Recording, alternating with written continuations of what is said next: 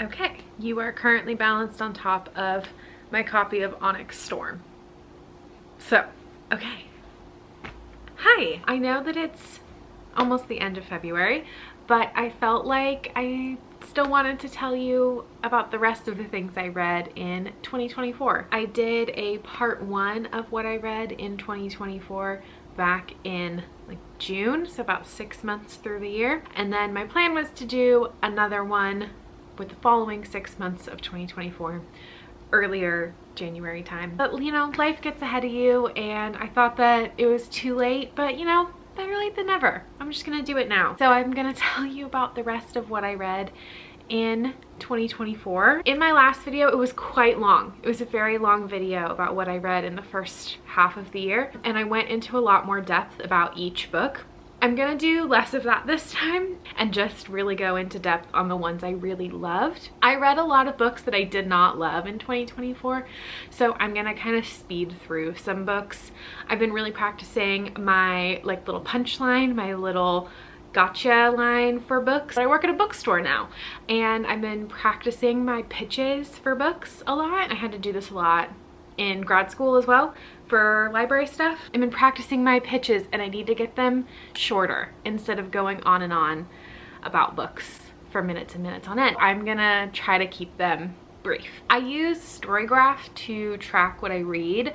I have been a big fan of Storygraph for a few years now. I have never been a Goodreads user. I'm a huge fan of Storygraph. It gives way more data, which, as you know, is my preference. It's just a good time. I really enjoy Storygraph and the way that it's organized. It just tickles the brain, you know, in the best way. Just as a little recap, my reading range is pretty diverse in terms of style. I just recently graduated with my master's degree in library science, so a lot of these books had to do with courses that I took related to like children's and teens library programming. So a lot of these books I got to choose, but they were still influenced by the classes I was taking. And I also have started working at a local bookstore, and a lot of what I've been reading has also been related to my job as the children's specialist at the bookstore. Obviously my work and my studies influence what I read, so that's gonna kind of inflate the total numbers of how much I have read and also skew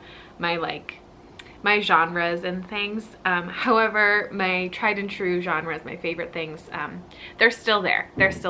So let's get started with what I read in July. In July, I spent time in Pennsylvania with my now fiance and his family. I did a vlog from some of the trip as well, but here are some of the things I read while I was there, chilling by the lake, reading from Libby on my Kindle. The first thing that I read in July was Middle of the Night by Riley Sager. Riley Sager is one of my thriller author favorites. Really love everything that I've read by him. This one gave like Stranger Things vibes. This is like a test to see how well I can remember what I have read. Middle of the Night, I gave a 3.5 out of 5. I think the protagonist wasn't as compelling to me. It was a male protagonist, and I find that I have a harder time connecting to male protagonists. While the twist did surprise me, I didn't expect the ending. It wasn't quite as punchy. I love the word punchy. It wasn't as punchy as some of his other endings and twists, so I gave it a 3.5. I don't know how valid that is now. In hindsight, I think my ratings change, but I do remember enjoying it. I read it partially on the plane and partially on the lake.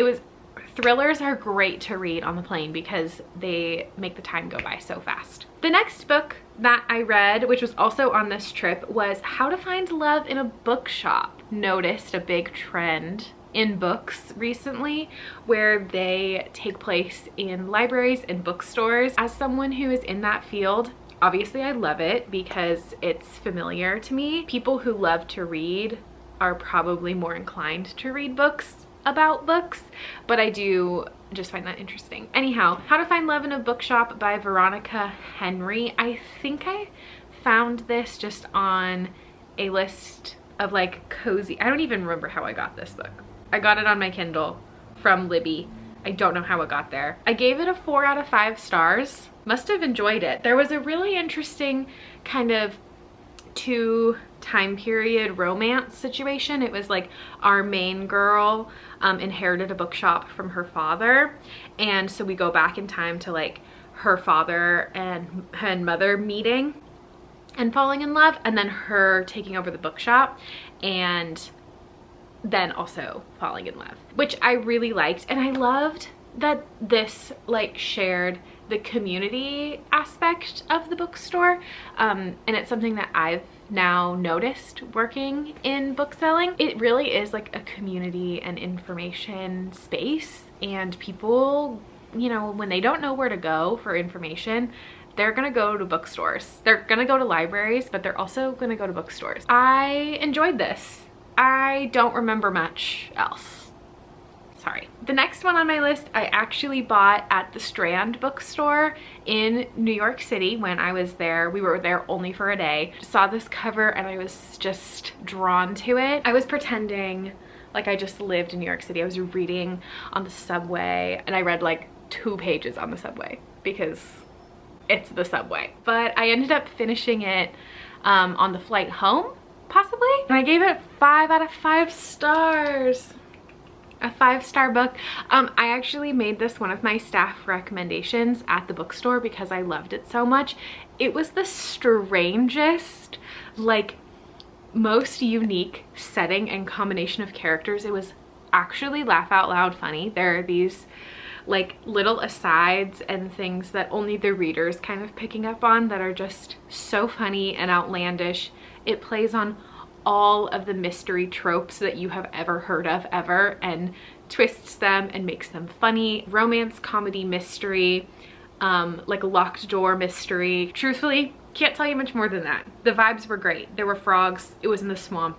It was like Bridgerton in the swamp. I think there was also possibly a werewolf. Next on my list, which I'm gonna adjust my rating for really quick. Hold on, let me fix this. This is a 5 for sure. Next on my list is my favorite Riley Sager book I have read yet, The Last Time I Lied.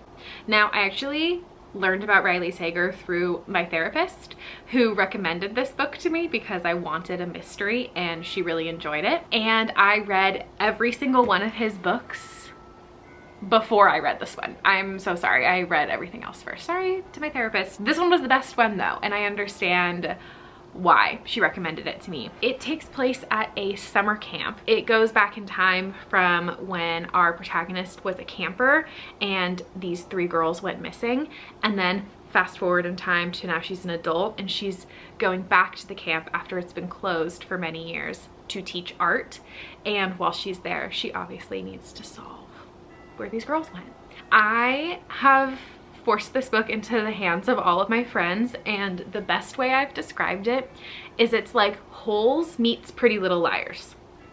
And I know that that's like the strangest combination of things, but I cannot pick, like, it is those things together. It is Holes meets Pretty Little Liars, and it was so good. Like the mystery, I still think about it. I really enjoyed it, and I originally gave it 4.5 stars, and just now I changed it to a 5 because in hindsight I liked it more, and I like it. Really stuck with me. There's like specific scenes and characters that I remember so vividly, and I just think the writing in this one really hit. It was really good. My last book that I read in July was a recommendation from one of my best friends, Alex. She recommended The Unhoneymooners by Christina Lauren, and this book I had been like on my radar for a while, and I didn't quite get why it was so good. I just, you know, the cover wasn't very enticing to me. The plot seemed pretty straightforward. However, I gave it a 5 out of 5 stars. I thought it was so witty and hilarious. Our protagonists are the maid of honor and the best man at a wedding. And the maid of honor, her sister's getting married, and the best man's friend or brother? Friend? I can't recall. There's a couple that's getting married, and everyone at the wedding gets sick from the food at the wedding. However, the maid of honor and the best man, maid of honor is allergic to shellfish and the best man is a picky eater, and so neither of them get sick. So the bride and groom tell the maid of honor and best man, like, you need to go on our honeymoon so the money doesn't get wasted because we're too sick to go. And so they have to pose as a married couple on the honeymoon. And it sounds so like cheesy, and it is, but it's not. It's so funny. The dynamic between the main couple, the main characters, they have so much chemistry. They're so funny together. I really enjoyed it. I think this is like one of the perfect rom-coms. I feel like so many of these romance books that I've been reading lately, or that have been getting really popular, are like spicy romances, but they're not rom-coms. You know what I mean? They're romances, but there's no like comedic element, or the comedic element just like falls flat. This is like a true rom-com, and it's hilarious. It would make such a good movie too. I think it would make an incredible movie. So I gave it 5 out of 5 stars. The next book on my list, I have it on my shelf. I think it's like right there. Yes, I think that's it. It's The Black Witch, which is actually a reread for me. I really love this book series. I heard about it from Carrie Can Read, who's my favorite book person online. I watch and read everything she recommends. I will follow, I will read everything she recommends. She has not steered me wrong yet. So this is the first book in the Black Witch Chronicles by Laurie Forest. It's a hefty book. It's like over 600 pages. And I was having kind of a rough time. This was my first book in August, and August was starting off rough for me, and so I wanted something just really comfy and familiar, and so I picked up The Black Witch, and I fell in love with the universe. Just so magical. It's just a really special book in the way that it touches on politics and things that we all experience in the non-magic world that we live in. Our protagonist is of the race that is kind of in the leadership at the moment, at the beginning of the book, and she is sent off to college and out of her hometown, and in this college she is surrounded by people from all over the world who are not in this kind of like dominant in charge race at the moment. While she is very privileged and is from a family who is especially privileged because her grandmother was the Black Witch, who this particular group of people all wear black all the time. Her grandmother, who she looks identical to, is kind of the reason that their particular group of people are in power. So she's in an incredibly privileged position. She is now getting introduced to all of these other cultures and groups of people, and realizing that the life that she lived and knew, and being in this privileged position, she's like, this is wrong. Everything that I have known to be true is wrong. I think the way it's written is really interesting because at the beginning, and she really feels like she's in the right and is afraid of these other people and their different cultural customs. And as she befriends them and learns about them, she uses her privilege for the benefit of others and to help their kind of underground revolution that they're starting. And of course, there's a great romance in this book. There's really interesting magical characters. It's like a perfect fantasy, truly. It's one of my staff recs at the bookstore, and I have 2 confessions with this book. Okay, 2 confessions. Confession 1, I have not finished the series. The first time I read this book, I got through the 4th book, and I think now there are 6, so I've only read 4. My intention with picking this back up was to finish it, and I did not do that because my second confession is that it reads very slow. It is one of the slower paced books that I have probably ever read. I think it's important for the particular kind of book that it is. It's not a book you can breeze through, and it's also very long. It's worth it, 100%, but sometimes you're not in the space where you are willing to give that much time to the book. Speaking of, you are sitting on my copy of Onyx Storm that I got early. I got a preview of this book, and it's been out for over a month now, and it's just sitting as my tripod, and I've read like 100 pages of it. I have a hard time with slow pacing right now. My brain is broken from short form video content. If you are in need of like a really immersive fantasy series, I think this is the one. To continue, my next one is Anne of Ingleside. I think this might be the last Anne book that I did this year. I believe so. I've been doing the Anne of Green Gables audiobooks kind of as my walk and, you know, cleaning the house audiobooks. And I gave Anne of Ingleside, which is the 6th book in Anne of Green Gables, I gave it a 3-star, which is really shocking for me as an Anne superfan. For those who have read the Anne series in full or however far you've gotten, you'll know that Anne kind of loses her whimsy as the books go on. The narrator even reads her lines like Marilla, her adoptive mother. So I just felt like I was losing the Anne that I've known. As a kid, I only read the first book. I never read any of the others. And so I feel like now that I have a literal Anne of Green Gables tattoo, I needed to read them all. This one just didn't do it for me. I felt like I was losing Anne. We have our romance book. We know we all need the little romance in our life. I read The Au Pair Affair by Tessa Bailey. Now this is the sequel. It's in the Big Shots series from Fangirl Down, and I did not read Fangirl Down. I'm actually reading it right now though. I have a problem with these Tessa Bailey books in the order, and her, like, the Tessa Bailey universe is so, like, you don't need to follow the universe. I really liked The Au Pair Affair. I have a problem with these romance books in my ability to give them star ratings because, first of all, I don't even really want to tell people that I've read these books. Second of all, like, they're enjoyable, but that does not necessarily equate to like the quality of other books. So my rating scale is really all over the place. I gave The Au Pair Affair, The Au Pair Affair, I gave it 3.75. On hindsight, it's probably more like a 3, but I'm gonna just keep it for now. It's about a hockey player and his live-in au pair, and they fall in love. It's great. Single dad. It's cute. I'm not a big hockey romance fan. My sister has a hockey romance book club. She hasn't read this yet, so I recommended it to her. This isn't really like my genre. This is more of like, my mind is whirring and the little voices in my head telling me that like things are gonna explode in the world are keeping me up at night, and so I need background noise. This is my background noise for my Kindle to help me fall asleep. Does that make sense? I'm actually so okay though. Next up, in August, I read what is like the beginning of a new trend for me. I read Never Lie by Frida McFadden. Now this is my first Frida McFadden book. I borrowed it from my friend Alex. Apologies for the sounds. I don't know if you can hear them. Somebody's got a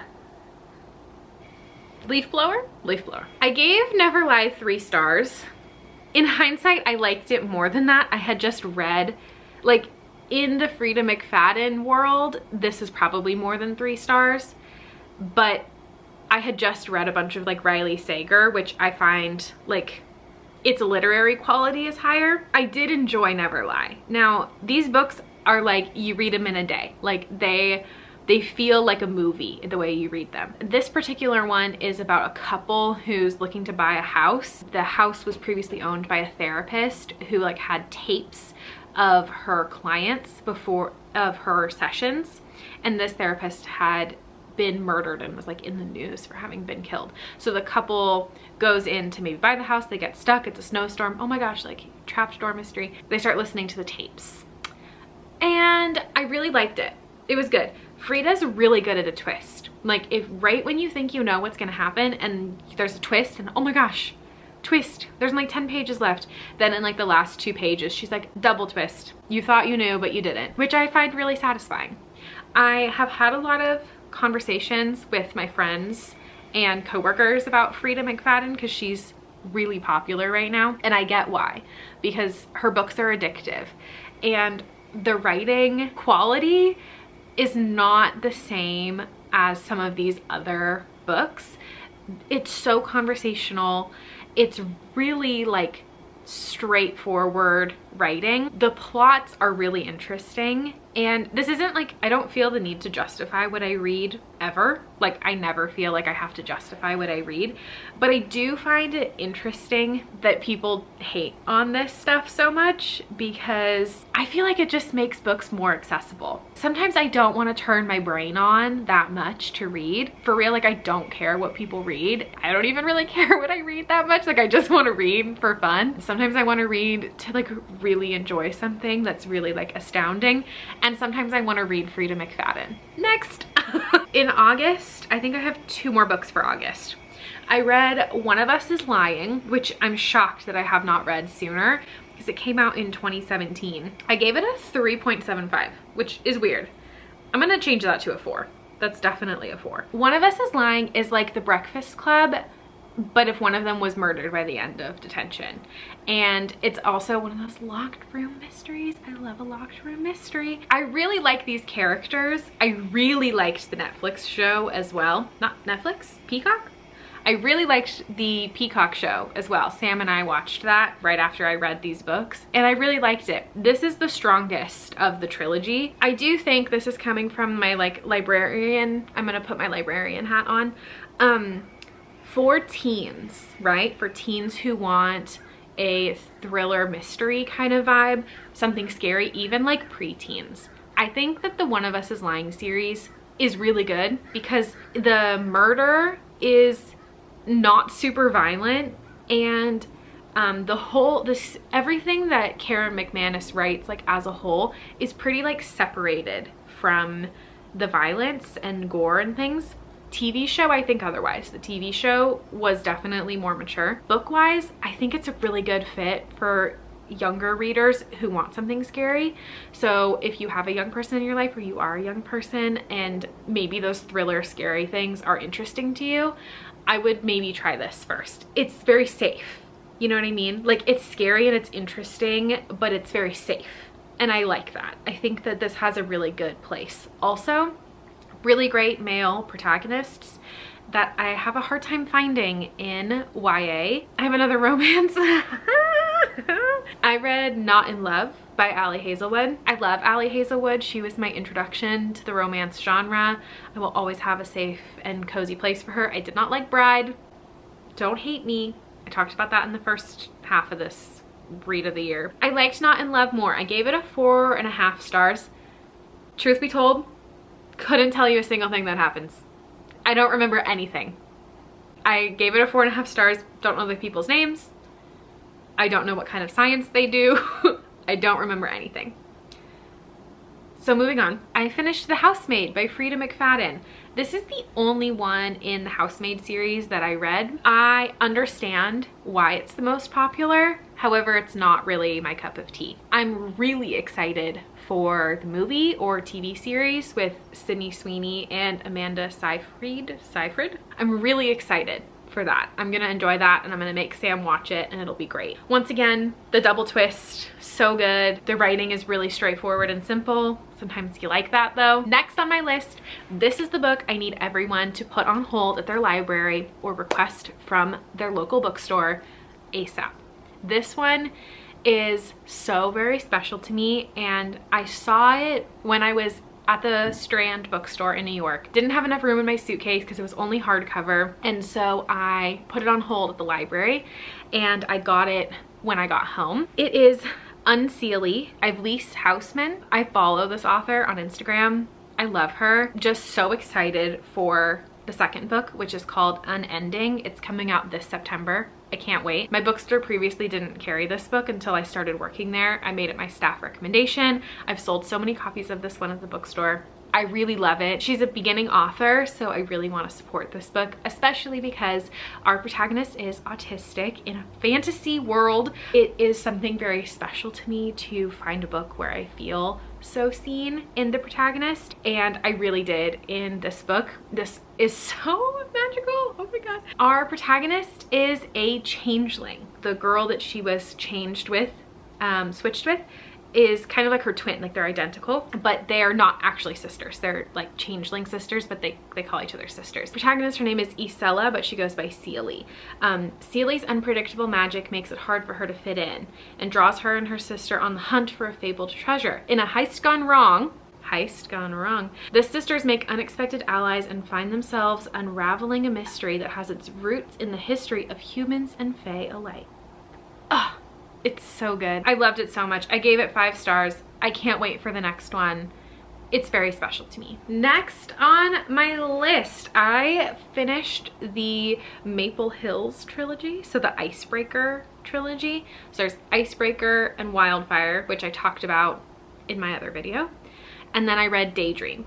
I gave Icebreaker a higher rating, but I think I liked Daydream more. I gave it a 4.75 out of 5 stars. And this one is about Henry, who is a fan favorite from the original 2 books, and him falling in love and having his own romance. And Henry is also autistic coded, which I felt like the author did a really nice job with. I appreciated her little disclaimer at the beginning that she was not gonna give him the diagnosis, but you were welcome to, you know, see him and identify with him. And I don't know, these books are just good, you know? I like them in the way that I love like Emily in Paris. It's not my favorite show, but it's the one I'm gonna watch on repeat, and that's kind of how I feel about these books. They're pretty simple, like the problems aren't that difficult, like they're just a little escape of the brain, and they're just comfortable, you know? Like, you know things are gonna work out, and sometimes you want that. On to my next one. I read a book I found in a little free library in my neighborhood, and it's actually one of the Reese's Book Club books. It's Wrong Place, Wrong Time by Gillian McAllister. This is like a time loop book, so it's got like mystery, crime, sci-fi kind of combo. I don't usually lean towards sci-fi. I didn't really know that that's what this book was at first, but it surprised me. I really liked it. I gave it a 4.5 out of 5 stars. It starts with a mom who's seeing her son commit a crime, and then every day after, she wakes up the day before. So she's kind of going back in time, and in her head is like, I'm being given the opportunity to undo what he has done wrong. It's really interesting. I really enjoyed it. I can't really say much more, otherwise I'll give away the ending. I was on my Karen McManus grind. I read One of Us is Lying Part 2, which is called One of Us is Next. I think this is the weaker of the 3 books. We get a whole new cast of characters, and there's just a lot of people at this point. Next was Nothing More to Tell by Karen McManus. I gave this a 2.5 out of 5 stars. There is a cold case from when they were in 8th grade, and there was a group of kids in 8th grade who found their teacher dead in the woods. It goes between them being 8th graders and then being in their senior year of high school, where the case is kind of finally being solved. I didn't love this one. Like, the characters weren't as compelling to me as One of Us is Lying. However, recommendation wise, if a kid is interested in spooky stuff, this book is so good because it's so far removed from the actual crime that was committed. It's also, they're 8th graders, so if you have like a 7th or 8th grader who wants to read something scary, half of the book is going to be with characters their age. So I think in that realm, it's a good choice. I didn't love it though as an adult. As a teenager, I would have ate that shit up. I reread the second Black Witch Chronicles book, which is called The Iron Flower. I gave it 4 out of 5 stars. Once again, it's long, it's kind of slow, it's beautiful, it's meaningful, it has a lot of good stuff to say. It follows the revolution of, you know, trying to make equality happen in magic world. I have another reread here.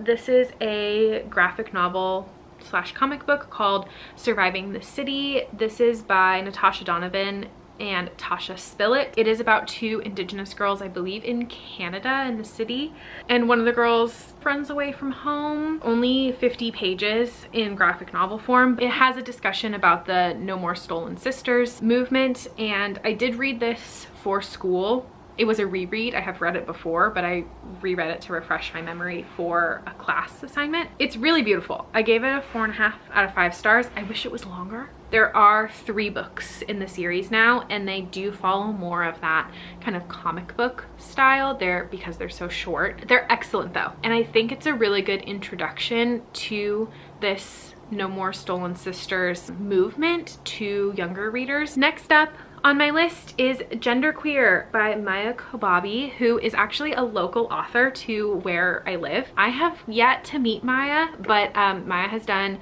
some book signings at the bookstore that I work at prior to me working there. But this book is about growing up as a gender fluid, gender non-conforming person in the area that I live. So there's a lot of kind of local commentary. I've read this book. This is my third time reading it. I read it for school for my YA programming class. Once again, 5 stars. It's a graphic novel. I think I said that. It's a graphic novel.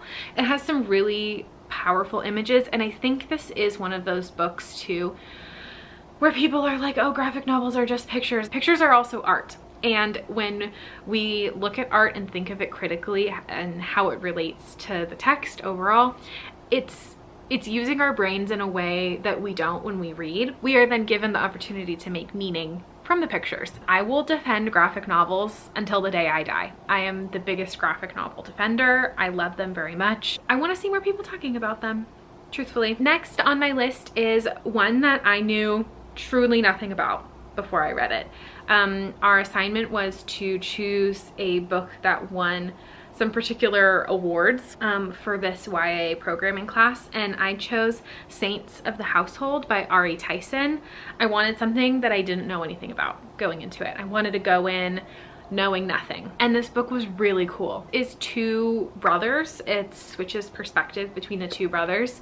One of the brothers writes exclusively in poetry and the other is in prose, and they're not real brothers, they're fictional characters, so they're not actually writing. They are indigenous Costa Rican, they are Bribri American, and they live in, I think they live in like Minnesota or like somewhere in like Midwest. The way that they kind of discuss their experience being indigenous Costa Rican in the Midwest, but also they live in an abusive household, so it talks a lot about abuse and how they protect and care for their mother and the kind of strained relationship they have with their mother. This book was really something special, and I gave it a 4.5 out of 5. I think it's very much deserving of all of the awards that it has won, and definitely if it's not on your radar, check it out. On my list, I have a bunch of early reader chapter books. This was for an assignment for my children's literacy and programming class, so I'm just gonna run through them very quickly because, you know, these are early reader chapter books. They are literally like 90 pages and they're meant for like 6-year-olds. So first I have Rise of the Earth Dragon, which is the first book in the Dragon Masters series by Tracy West. This book series is amazing. It has like 27 books in the series now. A wonderful combination between like How to Train Your Dragon and Harry Potter for younger readers. So if you have a little one in your life who's interested in either one of those franchises, try this. It's the perfect middle ground. 4 main dragons are all for the different elements. So our main boy has an earth dragon named Worm. It's so good. 4 stars. It's great. Next up, I read the second book in the Zoe and Sassafras series called Monsters and Mold by Asia Citro. This is also great. Zoe is like a scientist and her cat Sassafras is her like assistant, and they have like this magic portal to this magic world where there are monsters. Anyhow, she helps this monster who has mold on him. So sad. She uses the scientific method because she's a scientist. So another great one for tiny readers. I love Sophie Mouse. This is The Adventures of Sophie Mouse #1 called A New Friend by Poppy Green. I gave it 5 stars. Sophie Mouse is so sweet, and I would have devoured these books if they were around when I was a kid. It gives like Franklin or Little Bear, or like I can't quite put my finger on it, but Sophie becomes friends with a snake. And it's just so good and sweet. I love it. Next is The Himawari House by Harmony Becker. I gave this 5 stars. It's another graphic novel. This is a reread for me, but I had read it so long ago before that I kind of went in not really remembering what happens in it. Our protagonist is Japanese American and wants to connect to her Japanese heritage, so she moves to do a year abroad in Japan for this kind of boarding house called the Himawari House, and it's in Tokyo, and there's a bunch of other people who live there who are all from various backgrounds, and it focuses on our three girls. So we have our protagonist who's from the US but has Japanese heritage. We have a friend who is from Singapore, and then a friend who's from Korea, I believe. They all have really different experiences with their connection to Japan, their connection to being Asian. Their just friendship is wonderful and beautiful. It's such a great book. It's a very feel-good book. The ways that the book uses language is so cool, because it'll have in Japanese or in Korean in text, and then also have it in English. But when the character doesn't know the language, it's not translated. So you also might not know if you don't know that language. It's really cool. It was a great book. I gave it 5 stars, and it's very deserving of all of those stars. I like it very much. Next is an audiobook that I found. This was also for a class. Basically, I needed to include an audiobook in a collection I was putting together for my YA class, and I totally forgot that I needed an audiobook, and it was crunch time. So I went on Libby, which is through my public library, and just looked available now YA audiobooks, and this was the shortest one I could find, and I really liked it. It's called Disappearing Act, a True Story by Jordan Castle. It's a memoir of poetry after her father is arrested for fraud, I believe, and her family's life after his arrest. Because it's in poetry, it flows really nice as an audiobook. I didn't think I'd like an audiobook of poetry, but I was captivated for the whole 4 hours. It was really something super cool. In my Storygraph Wrapped of the year, this was the book that I read last year that was read the least number of times overall the whole year. Like, I was one of the very few people who read it last year. I think it was like out of 60 people who read this book. If you're looking for something very different, this might be the choice. It kind of has that true crime feel, even though it's a non-violent crime that he committed. It's really interesting. So I would definitely take a look. To continue with my early chapter books, I read Wednesday Wilson Gets Down to Business, which is the first book in the Wednesday Wilson series by Bree Galbraith. Wednesday is an entrepreneur. She's a businesswoman, and in this book she creates a business with her friends, creating The Secret Keeper, which is a book that's cut out in the middle to share secrets in class. I love the way that they show her making mistakes and owning up to mistakes. I think it's a good example for kids to see their favorite character make a mistake and screw up and do something wrong, and then own up to it, and then how are they gonna fix their mistake, while also demonstrating like how to be a business owner. It's so good. Kissed Shara Wheeler by Casey McQuiston. This book was so good. It is one of those mystery books that feels like cozy. You know, it's a cozy mystery. Chloe is from California. She now lives in Alabama. There is the most beautiful, popular girl at the school, Shara Wheeler, who goes missing right after prom. Or I think it's prom, right after prom. There are 3 people who get pink envelopes from Shara Wheeler. Chloe is one of them. And the 3 people who got envelopes were the 3 last people that Shara kissed. Scandalous. And so the 3 people, Chloe's the only girl and there's 2 boys. They have to find Shara through these pink envelopes that she's leaving around. I think this book is so cool and special because it also talks about the queer community that are in conservative areas. So obviously they live in Alabama in this book, and our protagonist Chloe's from California, and she's like, there's no way there are people like me here. I am alone. I'm the only one. And quickly she finds out like she is not the only one. Like, there is a wonderful and beautiful queer community. It's a great time. I gave it 4 stars. Next on my list is The Firekeeper's Daughter by Angeline Boulley. I'm also changing my rating on this one. This is for sure 5 stars. I do not know why I gave it 4. The Firekeeper's Daughter is one that I have also had on my shelf for a while, and I read for my YA class.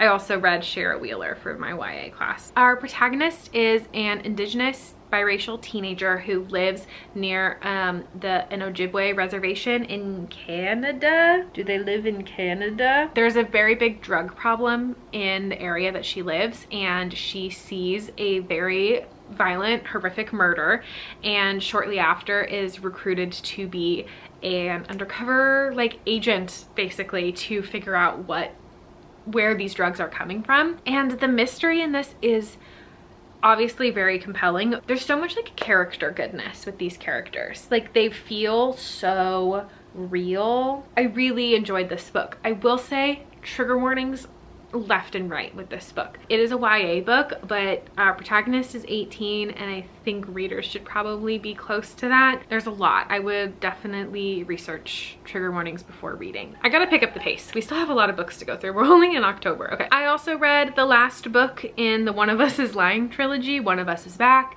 I gave it a 3.75. I don't remember what happens. I'm sorry, I don't really remember what happens. I read this for one of my classes. I read The Poet X by Elizabeth Acevedo. I gave it a 4.75. Poetry prose book as well. This book also, it deals a lot with religious trauma, family trauma. It shows a lot about like the power of words and poetry and rap, and I think that it's a must read for young and old readers. This is my lowest rated Frida McFadden book. This is The Locked Door. I gave it 2 stars. It's actually very possible I have given one lower. The Locked Door, I don't remember. She's a surgeon, I think. Is she a surgeon, a hand surgeon? I don't remember, I'm sorry. This next one is one of my favorite books of the whole year. This was As Long as the Lemon Trees Grow. Protagonist is Salma, who is a pharmacy student in Syria. This book takes place in like 2010 time, I believe. Is no one left basically to take care of those who are really sick and injured. So she spends all of her time volunteering at a hospital. And she is a student. She is a pharmacy student who has only been in school for I think 2 years at this point. And she is performing surgeries because she is one of the most qualified people to do that. The only people in her family who are left that she knows for certain, it's her and her sister-in-law, and her sister-in-law is pregnant. I have such a hard time putting into words how I feel about this book. What I love so much about this book is the hope for goodness and the hope in survival, that she finds love in this incredibly dark time, and they are so young and forced to grow up so quickly and harshly, but their love is so pure and beautiful. This, to me, I read this as a story of hope and resilience, but also a love story. This is probably the best book I read all year. It really is so good. I love it very much. Next on my list is Phoebe's Diary. Read this in November. I gave it a 3.75. This was a really long book, okay? This book I felt like was a little longer than I thought it was gonna be. It's like a memoir adjacent, inspired by real life, of Phoebe Wall, who is a favorite author and artist of mine. It was really fun. I love the illustrations. However, I just felt like it was really long because it was written in diary form. There were a lot of parts where I just was like, I don't really want to read this particular diary entry, like give me the juicy stuff. So I enjoyed it, and if you like books in that style, this one's really great because it's got these beautiful illustrations, and the illustrations are what make the book really special and make it stand out. But it was really long. It's almost 500 pages. Next is a book that my coworker lent me. It's called In a Dark, Dark Wood by Ruth Ware. This is a bachelorette party gone wrong mystery. I gave it a 3.75 stars. I felt like the big twist came early on in the book, and I wanted more at the end. Okay. It's another day. It's cold today, so I have a sweater and a cup of hot tea instead of iced tea. I was almost finished filming my video, so I'm gonna pick up where I left off. The next book that I read was also in November. It was But Everyone Feels This Way, How an Autism Diagnosis Saved My Life by Paige Lale. Paige is like a TikToker content creator who is autistic and is someone that I've kind of been on my radar for a while. I actually read this book for an assignment. I was reading nonfiction YA books for my YA literature class. This is one that I already owned, so I chose this one, and I was looking forward to reading it as an autistic person who was diagnosed much later in life. I feel like Paige has a lot of life to live, and I would love to hear another memoir later in her life. I felt like while I could relate to a lot of her experiences, I wish that there had been just a little bit more. Because she's so young, I think it was hard to include so much in that last chunk. Because the more recent things in her life are probably more fresh, it's harder to look back at them objectively. And not that she wasn't doing that, I just think she wasn't looking back very much at all for like those recent years, which is totally fine, but I would have enjoyed a little bit more, if that makes sense. So I gave it a 3.75. Next on my list is The Next Best Fling by Gabriela Gomez, which is the first book in the Librarians in Love romance series. I'm sure you can imagine that I love a romance book, and as a librarian, I love a librarian romance. I gave this book a 3.5. It just didn't, I don't think it stood out to me as anything super special and amazing. I kind of forgot that I read it. I don't remember much of the plot, truthfully. I just remember that she's a librarian, and I like that. The next kind of chunk of books I read are a lot of graphic novels. Started to get a bit in a reading slump because it was holiday time working at a bookstore, and it was just kind of booked out, if you can believe it. So the graphic novels kept me sane. I read Cheer Up, Love and Pom-Poms by Crystal Fraser. I gave it 4 out of 5 stars. It's a queer romance with a trans teen cheerleader. I thought the romance was cute. I liked the two characters. They were really compelling. So I gave it a 4 out of 5 stars. The next one is one of my graphic novel MVPs of the year. It's The Princess and the Grilled Cheese Sandwich.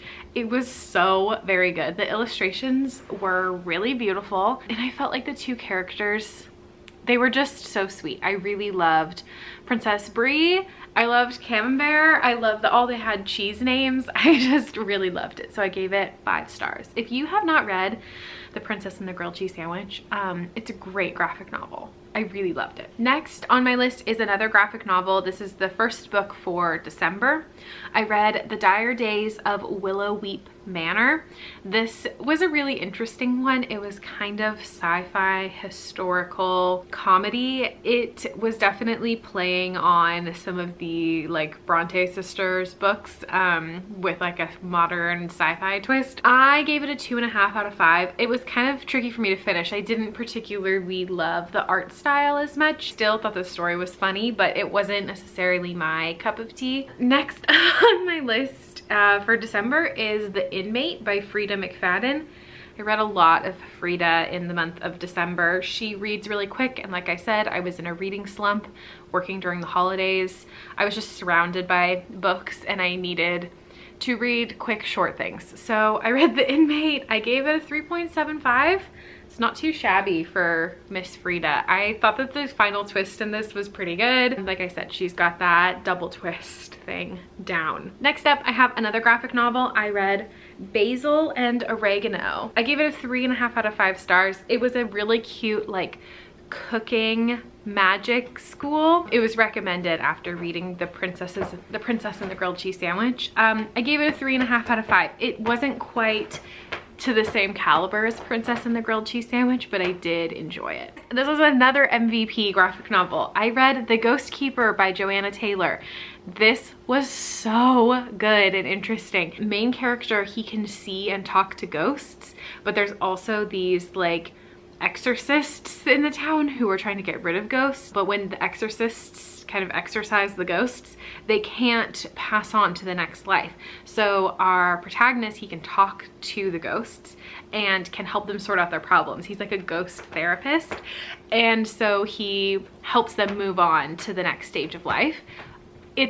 Sorry, my cat's scratching the couch and in turn it's shaking the camera. Hi, can you calm down? Have you heard of calming down before? It's got a queer romance, it's got ghosts, it's got like therapy lingo that's so silly and funny in ghost context. This was a 5-star read. I really liked it. Next up, this was the only like holiday themed book I read this year. I'm not big on like holiday themed or even like seasonal reads. Like I don't read a lot of like holiday specific books just because I don't want to be pressured to read it before a particular holiday starts or ends. But I did read The Most Wonderful Crime of the Year by Ali Carter. At first, I was not sold on this book. I got an advanced reader's copy through my work and I kind of sat on it for a while right before it came out. I ended up really enjoying it. I gave it a 4.5 out of 5 stars. It's 2 authors who are invited to this other very famous author's home for the holidays, and it's once again that like closed door mystery kind of Knives Out style. It's very like Knives Out during the holidays. It was really good. So if you're a fan of the Knives Out movies, next year during the holidays, maybe give Most Wonderful Crime of the Year a try. It's mystery, but there's also romance, which I think is really cute. Next, I read a really short and sweet graphic novel called The Sprite and the Gardener. I liked this. I gave it a 4.5 out of 5 stars. I don't really remember much of what it's about. I do know there's a lot of really beautiful sprite magic creatures that are very nature adjacent. This would be a beautiful springtime read.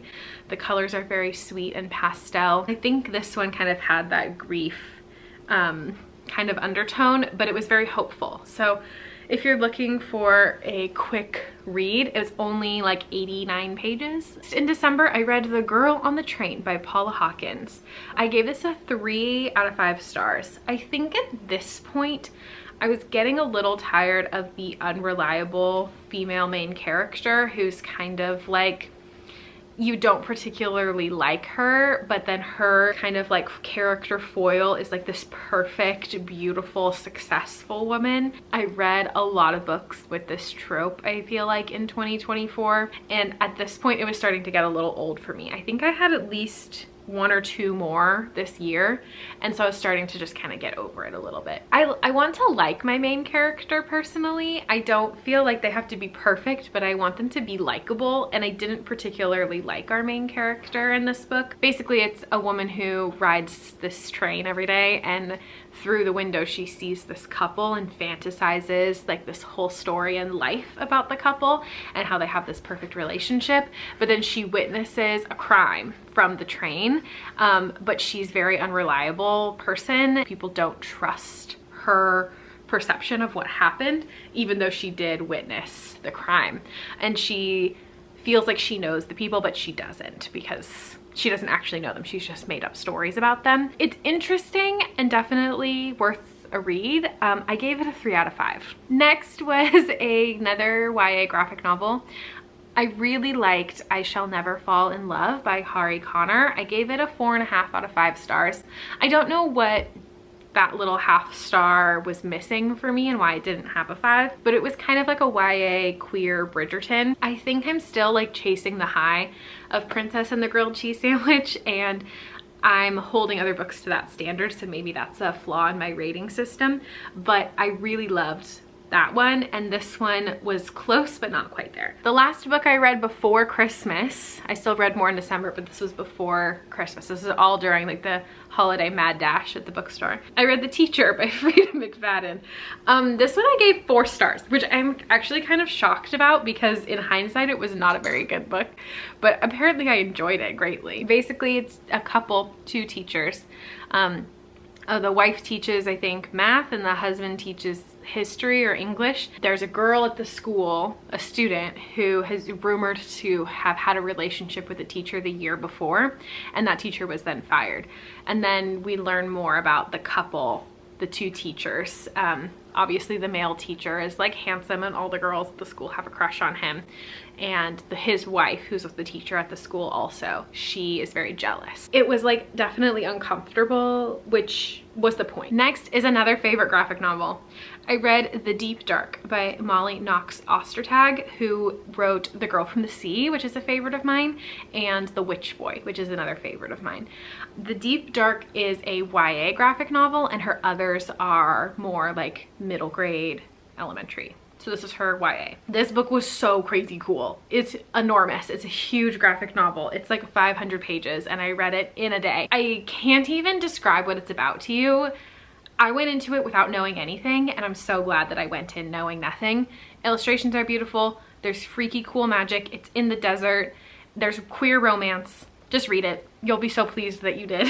I have The Coworker by Frida McFadden.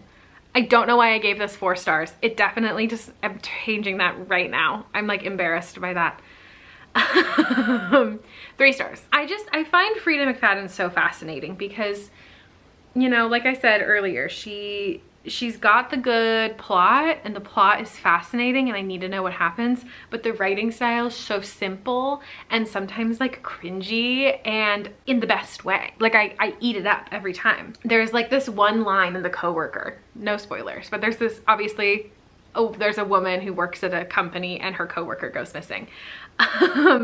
And she's then framed. But there's this one line, so her coworker who goes missing like collects these, I think they're turtle figurines on her desk. And so the main character, she's like walking by her desk and she's like, there's something red on that turtle. It looks like ketchup. Could it be ketchup? I don't know if it's ketchup. What if it's, no, it couldn't be blood? Like that's literally a line in the book.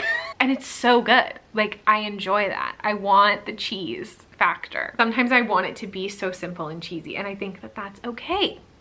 I want to read these beautiful, profound books, and I also want to read Frida McFadden. Next was my first Lisa Jewell book that I've ever read. I read None of This Is True, and I gave it a 4 out of 5 stars. This book was really fascinating. I remember reading this. This is actually the last book I read of 2024 because I read it on New Year's Eve. I was like speed reading it in the car because I had to know what happened. So we have 2 women who have the same birthday, and they're at a restaurant celebrating their birthdays respectively, and they meet in the bathroom and realize that they have the same birthday. And we have one, it's kind of that one character is kind of like unlikable and like a little quirky and weird, and then you have like the beautiful, popular, everyone loves her, successful character. The beautiful, successful one is a podcaster, and so they decide to start a podcast called You're My Birthday Twin or something like that, and they start talking about the other woman's life, and a lot of creepy, weird stuff happens in her life, and we start to uncover it. I had to know what happened. I think Lisa Jewell's writing, she doesn't do the Frida McFadden thing where she like gives you that final twist at the end.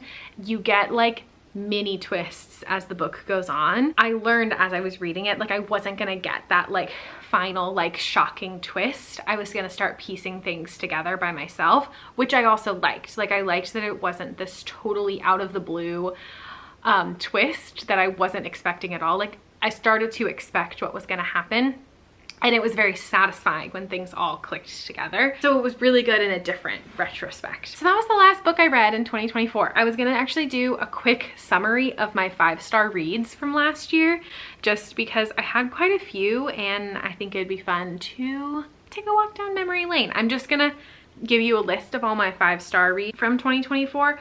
Some of them will have been from the first half of this video, which I will link so you can watch if you haven't seen it, or if you just want to see my 5-star list, you may. I use Storygraph, like I said. I like to keep my Storygraph on private though. I just want to keep like my Storygraph to myself, but I will put some of my Storygraph data here so you can see kind of my data for 2024, my trends, the authors I read. Here, if you'd like to take a look, this is my list of 5-star reads from 2024. We have Mockingbird, Frizzy, Icebreaker, Holes, Percy Jackson and the Lightning Thief, Caroline, Little House Revisited, Strong Female Character by Fern Brady, Percy Jackson and the Olympians, The Titan's Curse, A Good Girl's Guide to Murder by Holly Jackson, Starfish by Lisa Phipps, The Seven Husbands of Evelyn Hugo, Christie's Big Idea, The Babysitter's Club Book 1, the graphic novel, Percy Jackson and the Olympians Book 5, The Last Olympian, Logan Likes Marianne, The Babysitter's Club graphic novels book number 8, Brown Girl Dreaming by Jacqueline Woodson, Guts by Raina Telgemeier, Homeless Bird by Gloria Whelan, Don't Want You Like a Best Friend by Emma Albin, The Littlest Library by Poppy Alexander, A Most Agreeable Murder by Julia Seals, The Last Time I Lied by Riley Sager, The Unhoneymooners by Christina Lauren, The Black Witch by Laurie Forrest, Unseelie, Genderqueer, The Adventures of Sophie Mouse, Book 1, A New Friend by Poppy Green, Himawari House by Harmony Becker, The Firekeeper's Daughter, As Long as the Lemon Trees Grow. This is like probably my favorite book of the whole year. The Princess and the Grilled Cheese Sandwich. The Ghost Keeper by Joanna Taylor. I loved that book. The Deep Dark by Molly Knox Ostertag. And that was my last one. That is a good collection of 5-star reads. I think that's 22 books. No, it's 32. 32 5-star reads from last year. So how many books did I read altogether? I read 127 books in 2024. Now, a lot of them are graphic novels. A lot of it is stuff I read for school and for work. So whatever amount of books you read last year is totally valid. If you read one book last year, if you read half a book, that's okay too. Like, you're allowed to read at whatever pace and speed you like to read. This is just what I read in 2024. Thank you for watching this. I know this video is very late and a long time coming, but I'm grateful that you watched. If you made it all the way through this epic of a video, I'm super grateful and I appreciate it. I hope that you enjoyed, and I'll be around to post more. I'm hoping to post my what I read in January of 2025 soon. I'd like to, instead of doing these epically long videos, doing them in monthly chunks instead. So thank you for watching, and I will see you in the next one. Bye.